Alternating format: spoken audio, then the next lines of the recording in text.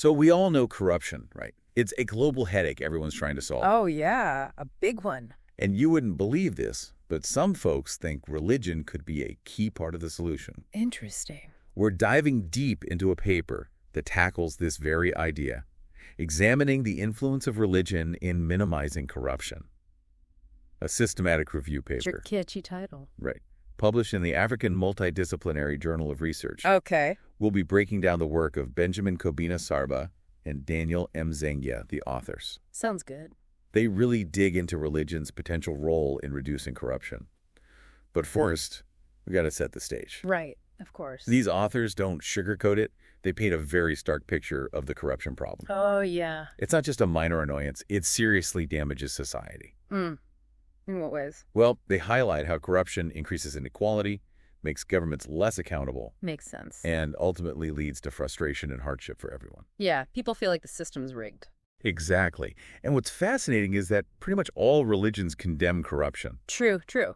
No matter your belief system, corruption's a no-go. So the authors wanted to see how existing research had explored this connection between religion and corrupt behavior. I see. So they did a systematic review. Can you explain that for our listeners? Sure. Imagine a super organized literature review, but it follows strict rules.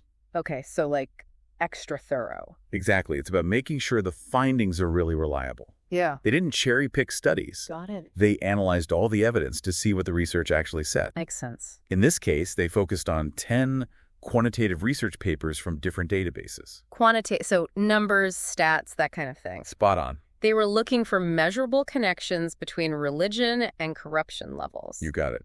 But I'm curious, is there a downside to only using quantitative data?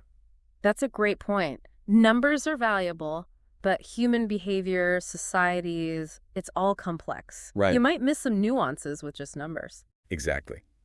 The authors acknowledged this as a potential limitation.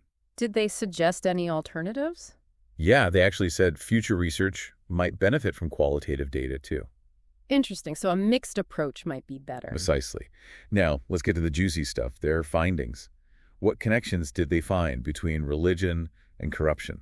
Well, one that really stands out is the link between corruption and public spending. Okay, tell me more. The research showed that after corruption, prosecutions and convictions, public spending actually decreased. Oh, that's unexpected. Wouldn't you think spending would go up if funds were being used more effectively? Yeah, you'd think so, but the research didn't give a clear answer on that. So, a bit of a mystery. For now, yeah. Maybe it's a temporary reaction, like governments tighten their belts after a scandal. Like a damage control thing. Exactly. Or maybe officials get scared to spend, worried they'll be the next target. Makes sense. So the impact goes beyond just those directly involved. It's a ripple effect. Precisely. But we need more research to understand this fully. Definitely. It raises so many questions. Like, how did they even measure something as slippery as corruption? Good question.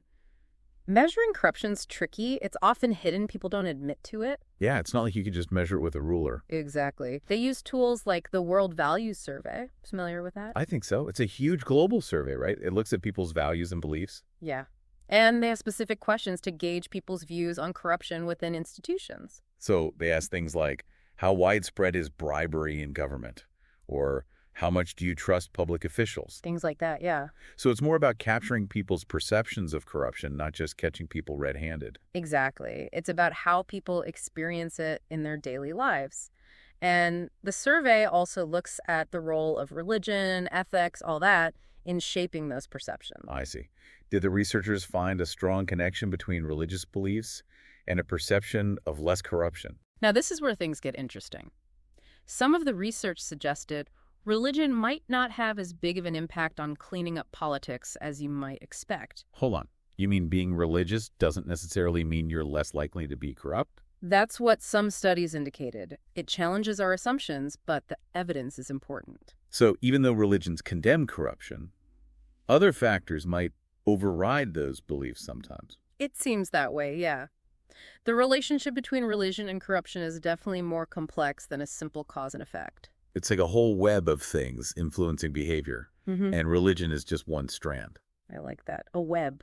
and researchers are trying to unravel it. It's definitely more nuanced than I initially thought. Absolutely. It's a multifaceted problem. We need to understand beliefs, societal norms, and the structures of institutions. It's all connected. Yeah, all those layers. So if religion isn't a guaranteed fix for corruption, what other things might be at play? What are some of the other strands in that web you mentioned? Well, there could be other powerful forces like political pressure, economic incentives, or deeply ingrained cultural norms.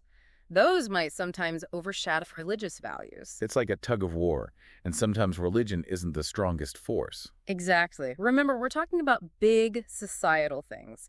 It's more complex than good versus bad. Right, it can be baked into the systems themselves. Which leads us to a key question from this review. Is there a direct link between religion and less corruption on a large scale? The big question, does being religious actually cause people to be less corrupt? Or are other things driving both religiosity and corruption levels? Exactly. And to get a real answer, we need more research that can untangle all those relationships. So there are still gaps in our understanding. Definitely. The authors say we need more holistic data. It's not just about beliefs. We need to understand the full picture. I get it. Like, what else do we need to know to actually make a difference? One of the biggest gaps is the lack of research on how religious beliefs interact with other potential drivers of corruption, like political systems, economic conditions, cultural norms. You need to see the whole forest, not just individual trees. Exactly. We need data on a wider range of things: political systems, economic indicators, cultural norms. It's like putting together a giant puzzle. Lots to learn still. Huh. So while this review sheds some light on religion and corruption, there's more to uncover. Definitely. What recommendations do the authors make for future research? They suggest more cross-cultural studies to compare how religion plays out in different countries, and investigating different religious traditions and their impact, especially in diverse societies, and how religious institutions themselves combat corruption, how they promote ethical behavior and accountability. Sounds like a call to action for researchers to dig even deeper. Absolutely.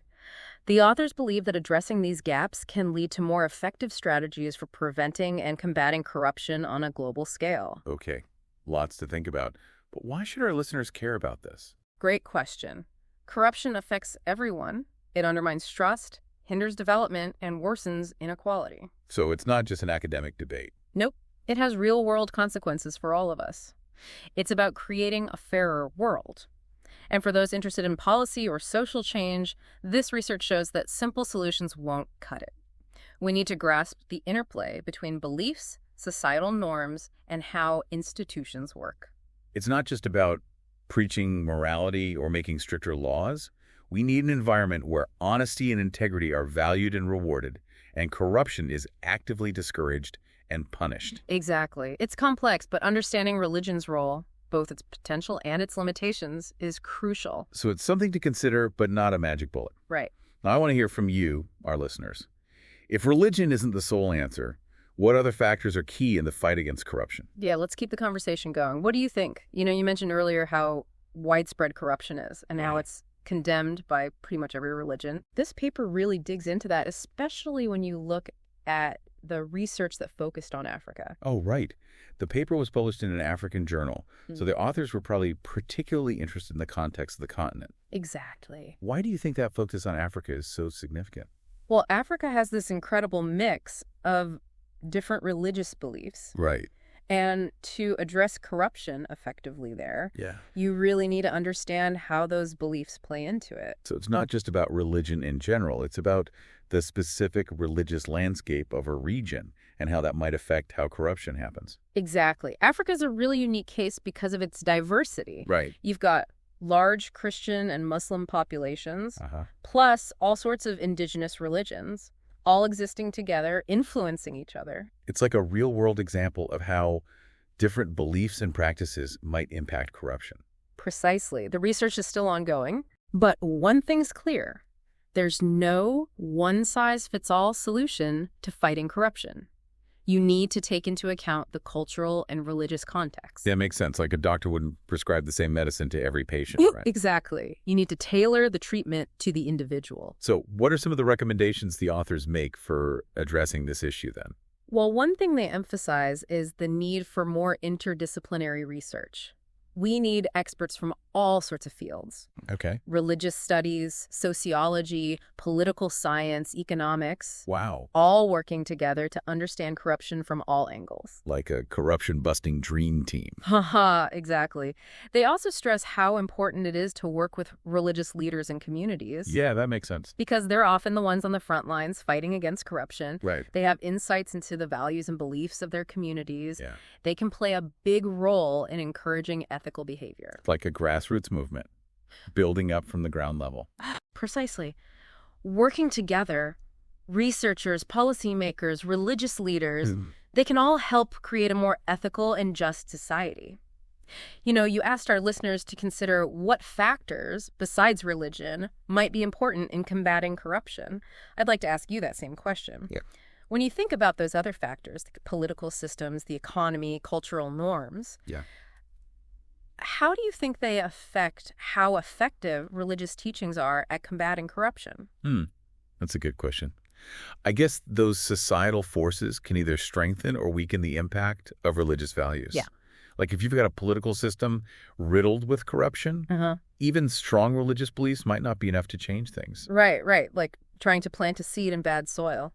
It might not take root, even if it's a good seed. So it goes beyond just personal good and bad. It's about the whole system. Exactly. But even in a system that discourages corruption, you'll still have people tempted to break the rules. What do you think? How might religion shape those individual choices, even in a seemingly corruption-proof environment? That's really interesting. It makes you think about the connection between morality, societal pressures, and beliefs. Yeah. Maybe religion can act as a kind of moral compass, giving people guiding principles to navigate those tricky situations. Like having an alarm bell that goes off when you're about to cross a line. Exactly.